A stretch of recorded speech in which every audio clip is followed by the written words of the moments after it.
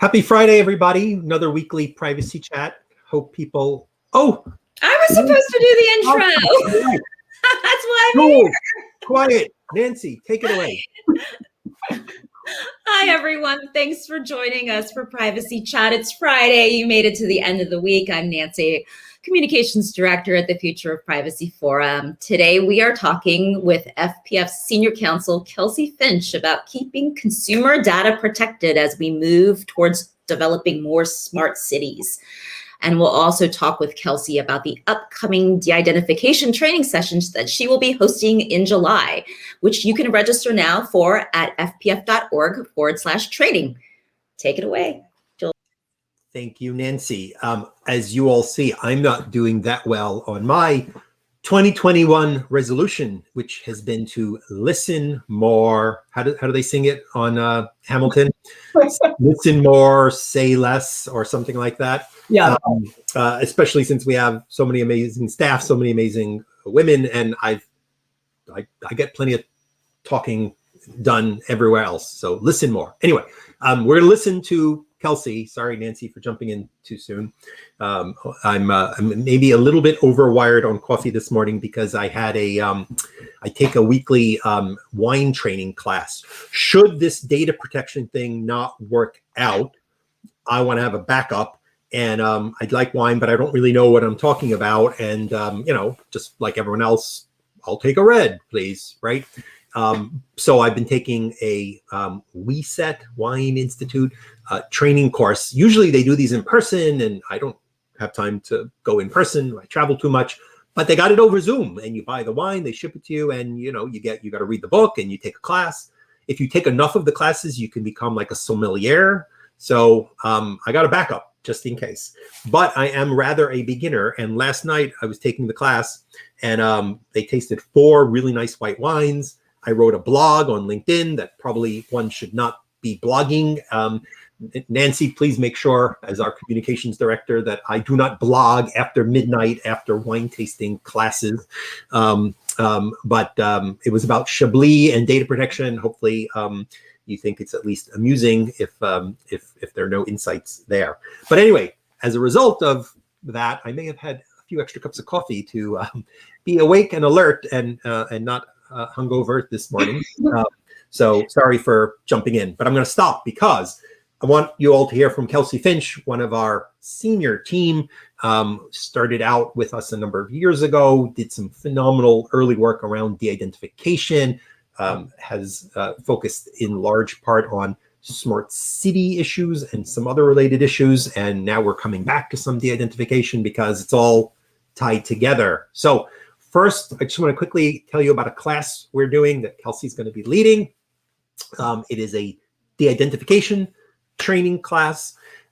Many of us who are data protection and privacy people understand the legal terms, but there's a lot of statistics. There's a lot of process. So we've been trying at FPF to put on classes that the data protection professional, not the law classes, because you got law firms, you got law blogs, you have great materials at IAPP, you have lots of legal privacy training. What we don't have, those of us who have to be technically expert about machine learning, about the identification, about ad tech, is courses that are sort of designed to bridge those worlds.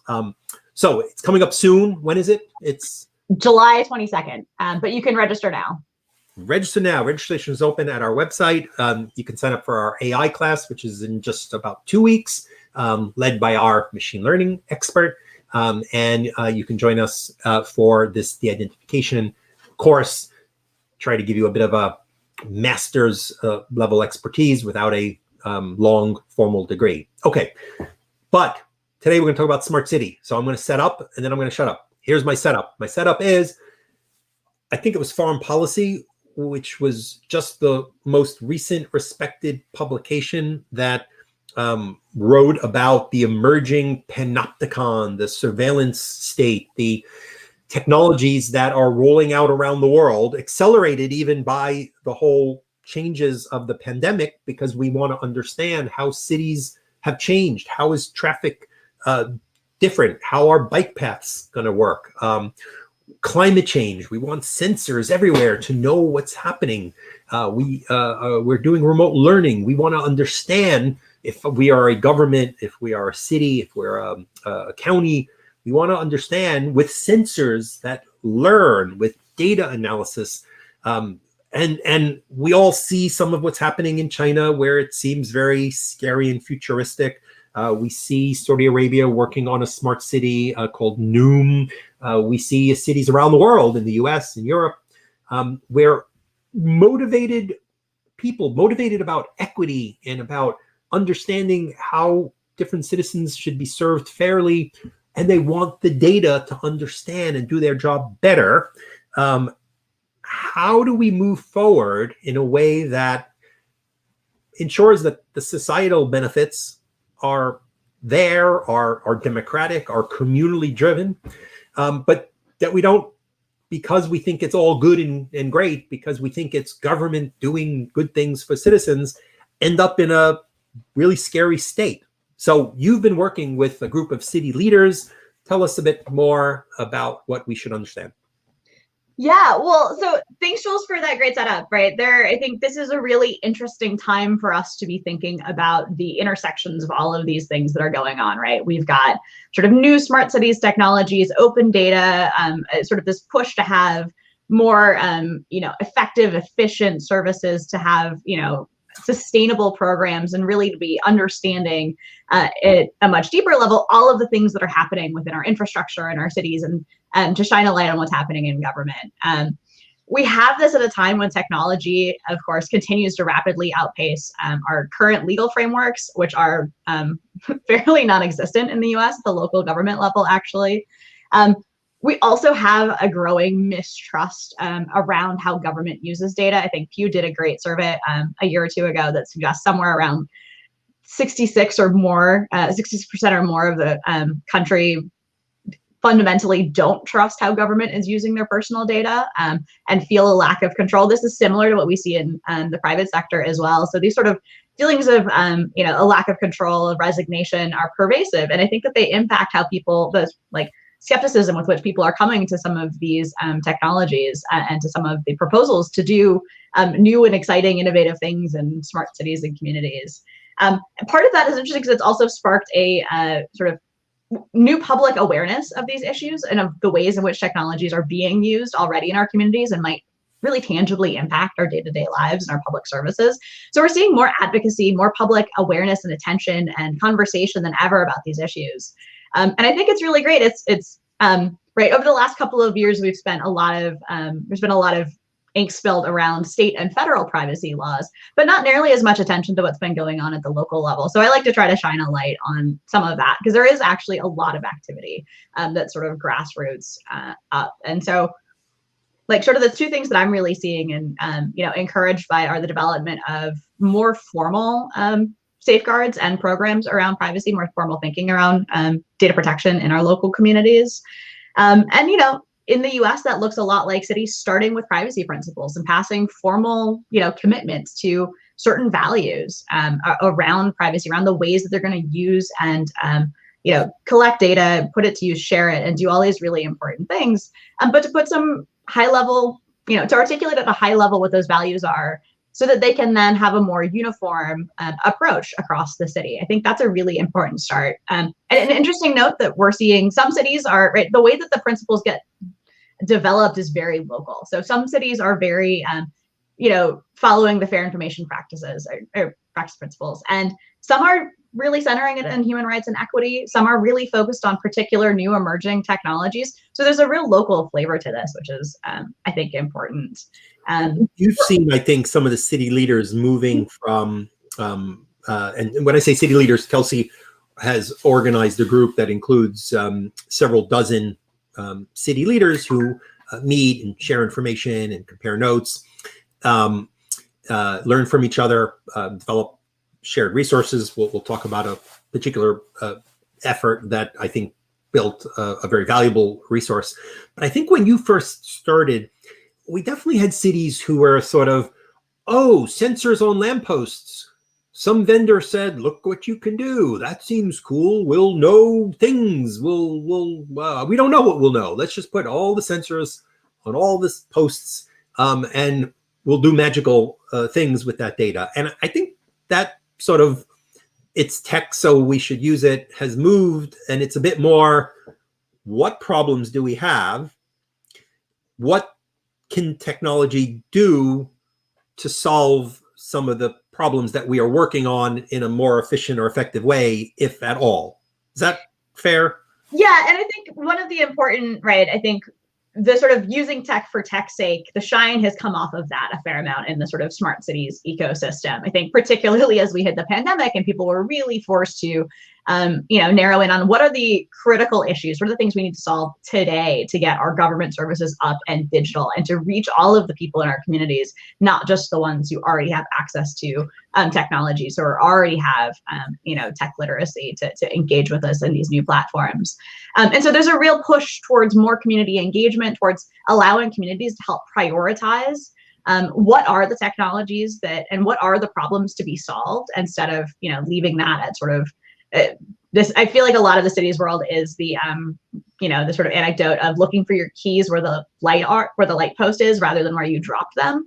And so there's, I think, a real shift in how folks are thinking about the use of data and technology and all of the data that's already being collected and putting that to more efficient use, to really, questioning why you're collecting certain things, making sure there's a clear purpose for it, and then putting into place the kinds of sort of thinking throughout the data lifecycle, the right kinds of safeguards to make sure that it's only being accessed and used for those particular purposes, that it's not being held onto for longer than it's needed, that it's not being shared with other agencies or other partners just for the sake of sharing, or for, there's a little bit more control and a lot more sense of being stewards of the public's data and trying to give back and trying to create real value rather than just, playing with shiny toys because somebody was offering them to you for a discount. So I think that's a really positive development. Part of this, I think, is that we're also seeing cities where perhaps technology was being used in a less transparent, less accountable way. We're starting to see the development of surveillance ordinances to really pull back on particularly policing technologies, but other sort of broadly defined surveillance technologies. And what a lot of these are doing at the local level is requiring cities to do preemptive, risk assessments of these technologies, to look through them and say, like, what would be the potential privacy, equity, ethics impacts in our communities, to develop proactive data handling policies, and then to have public hearings where you talk about all of that and you give the public and others a chance to weigh in. So I think that's really important. The other part of that is that cities are starting to hire and train and develop the in-house expertise to do that kind of assessment, right? Like it's we've often seen the situation where a city just doesn't have that in-house capacity to make really nuanced, sophisticated privacy conversation, to sort of have those conversations, particularly when the other agency, when the technology provider is a global company with a 100-person privacy team. I think there's been sort of a natural inclination to assume that they've built a tool that had privacy by design, that probably there were safeguards in place, and that those folks will know what they're talking about. And so trying to make sure that there's cities are stepping up and taking on some of this responsibility themselves for really understanding the technologies that they're procuring, that they're developing. That's the kind of thing that we're starting to see, and we're trying to encourage more of. Is just I like telling a story about, I was in New York City government once upon a time and still have some contacts there. And I remember when we were starting to work on student data issues, and we saw lots of concerns erupting around the country and in New York. And so I called up a lawyer, a friend who happened to be at the New York City Board of Education in their legal department. And I said, privacy, this is becoming very big, all these concerns. And he said, yeah. I'm like, well, this is obviously got to be a top priority. And he said, I'm on it. He says, however, may I just tell you that with our several billion-dollar budget, we're trying to deal with the fact that we have billions of dollars of litigation about the asbestos in the school system. And we're trying to not only deal with all the litigation, but also how to rectify and rebuild and take the asbestos out of the schools. And by the way, the governor would like to take over control of the school system from the mayor. And so that's on it. And by the way, the teachers union is unhappy about all of these things, and they're threatening to strike and da-da-da. And he kind of get, oh, he says, by the way, we've had shootings and we have school safety officer issues and we have, he says, so I got the privacy on my list, but do you understand what is in front of that? And when I get to it, I'd love to hear more from you about what you think ought to be done to make sure teachers are, using the right apps. And so it's been great to hear that cities have caught up, and there are chief privacy officers, and there are local city privacy commissions. Oakland, right? Where else? More than Oakland. San Diego also just recently created a new commission. I think that's going to go into effect soon. So yeah, we're starting to see this real rollout at a local level of folks getting engaged. There's also a layer of sort of advisory bodies and oversight boards that's maybe not a formal commission with some level of veto authority, but it's a way for people to get engaged and to participate in their communities. And for folks who've been at one of the conferences where I've been talking about this, my sort of plea is always to privacy professionals to get involved, to share your skills, and reach out to your local community. These are issues that are being faced in every community, every shape and size across the country.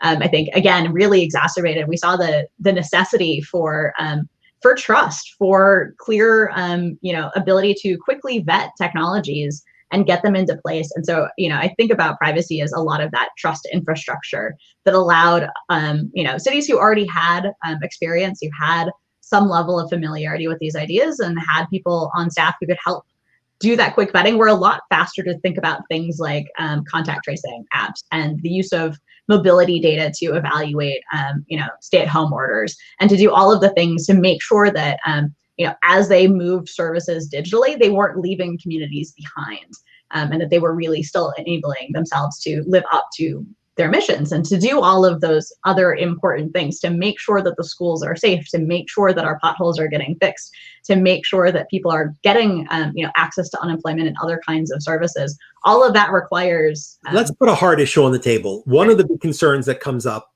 is often, okay, you want to do nice things with the data, so you want to count potholes and so forth, but law enforcement, you want to know how many Ubers are in the city, or whether they're creating traffic or whether they're alleviating traffic. But law enforcement can get the data once agency A has it. How do you see anyone responding to that concern? Yeah, it's a real challenge. A lot of this is around putting more restrictions in place or being transparent about the level to which, that kind of data flow does happen.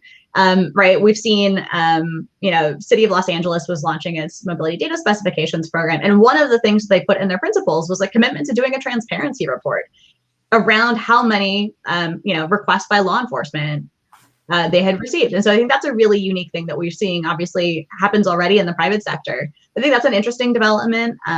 This is also a place where, as cities are doing their principles, as they're doing these surveillance ordinances, they are being forced to draft these policies and to have really clear safeguards around how these technologies are going to be used by law enforcement. And so we're actually starting to come up to the first couple of years of annual reports from cities like Oakland and San Francisco, where they've had surveillance ordinances in place for a while, that are reflecting back on an annual basis about to what extent the technology was actually used, to what extent it accomplished the purposes it was supposed to do, any potential privacy issues and incidents that they had and how those were resolved, and then coming back and revisiting these questions on a regular basis, rather than get the technology in the door once and then forget about it. To have these deletion. Do any of them have like deletion policies so that it's not going to be around forever, not around for law enforcement? Yeah, this is a space where there's a little bit of a tension, because a lot of cities, states, other levels of government will have retention requirements that can be quite expansive. There's a couple of layers of, we're starting to see these new laws put in place that are thoughtful about privacy and surveillance. The existing layer of law is probably not always that thoughtful. So sometimes cities have a requirement to retain data. Even make it available for transparency purposes to people who request it, which could reveal personal information. The Public Records Acts in our country could do with an overhaul. Many of them are not very sensitive to the ideas of that identifiability has changed over the last couple of decades, that the things that you can do and reveal about the information the government has been collecting are quite sensitive, and that this is putting a real tension on cities who are who need to then think really carefully about what data they collect if they're going to be forced to release it on the other end. And this is a place where we're starting to see, courts weigh in, but not quickly enough to give a lot of certainty. This is a place where we could definitely use with some legislative updates. The retention laws also, right? I think we've got a couple of, I think our education team raised for me that there's, I think, a school district somewhere that requires the holding of this data for 100 years, which seems extraordinary. And so we're starting to see some tension between the existing frameworks and the newer technologies, but cities are trying to be really thoughtful then about maybe you use an intermediary, right? If you're trying to get access to data that you don't want to be holding on to, maybe you just get the analytics, maybe you use a third party who can turn sort of raw, more identifiable data into aggregated into de-identified data that you can get the information you're really looking for out of. And so we're seeing some creativity in these spaces as well. And cities partnering with academic institutions and others where they might not have the capacity to do those things in-house yet. So you recently had a significant project that the G20 actually has put forward that helps create a model for cities who want to do privacy impact assessments. Can you give a little more detail about that? Yeah, so this was a really exciting project that we've worked on. It's sort of still ongoing. We did a draft model policy. Myself and Michael Mettmiller led a task force of experts from across the world in a couple of different sectors to develop. Michael is the former Seattle. He's the former chief technology officer for the city of Seattle. And we actually worked together several years ago to do a risk assessment, a privacy risk assessment of Seattle's open data program. So it was great to get the team back together on that. So we pulled this task force together, and we were trying to be really thoughtful about if you're a city anywhere in the world who wants to start thinking about privacy, what's a good starting point? And we came up with the idea of doing privacy impact assessments. And then we had to think through, how do you develop a policy? How do you make that something that the city commits itself to? So not here's the very detailed questionnaire that privacy professionals will be familiar with. There's a million of those out there already, and cities will need to customize and tailor that. And that may even be obligatory in Europe and other places have a mandatory data protection regime that applies to public bodies, the government, and so forth. Exactly. So we looked around the world. We looked at the US, we looked at Europe, we looked at other places, and said, where are there examples of cities already doing this, so that we can prove that this is something that you can do, that this is, what are the foundational key pieces that any city around the world can do? And then we put them into a policy. And so it's sort of two key pieces. One's the how to do it, right? Like, who are the kinds of staff you need to conduct a PIA for smart cities, in these kinds of initiatives? When would you want to, conduct a PIA? What kinds of projects would you want to be subject to it? And how do you think about the sort of the values and the risks that you're going to be measuring against? Because those might also vary from city to city, right? There's a lot of local differences in how people feel about, facial recognition technologies in one space versus another. And so we didn't want to have this be prescriptive. We wanted it to be flexible. And then we had another piece that were, what are those questions that you should be asking in whatever the template you ultimately land on? And so, tried to give guidance around doing things like threshold assessments so that you can triage and you're not just forcing every particular technology through this one system, because we know that cities have a challenge about, process already being quite slow, procurement's already quite slow. And if you, put more hurdles, people are going to go around them. And then thinking through also, what are the options that we could give? Because we really wanted to encourage cities to continue to mature their processes. We wanted something that was foundational to begin with, that people could, sort of plug and play into their own systems as much as possible. But we did want to say, like, there are ways to grow this. So things like connecting your privacy impact assessments to an inventory of all of the technologies that you've got, use in the city. So places like Amsterdam have already, used these sorts of systems, are already public about it. We wanted to encourage folks with examples like that. We also wanted to increase the sort of level of public participation in these processes where we could. So pointing towards examples of where people are publishing their privacy impact assessment so that the public can have more accountability and there's more transparency about what's happening. And then also, engaging public, advisory bodies or other kinds of groups in the process of conducting the privacy impact assessment, right? So helping identify what are those real risks, what are the things that really are of greatest concern to your community, and then putting that directly into the way that you're doing the assessment. So you that know, was for the politics of the points you're making. I think I just want to put a pin in one key piece, right? Because you're describing, legal process, and you're describing good ways to, get community input. You hear experts and academics talking about privacy. It's really about power. It's about power, right?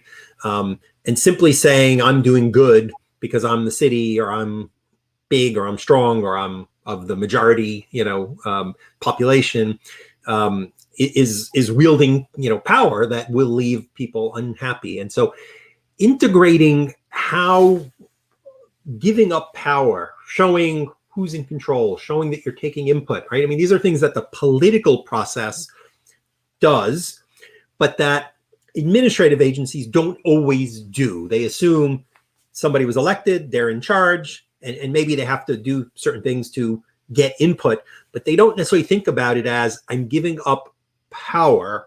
And I think it's useful to understand that when you are forced to be transparent, and when you are when you go through a process that says, I'm going to take input, you can criticize, I want to hear it, you're diffusing power. Doesn't mean you can't lead and have a view and, take things, but the notion of data protection has become, in the minds of many, very sort of legalistic, and it's about, am I going to share data or not and hurt your privacy?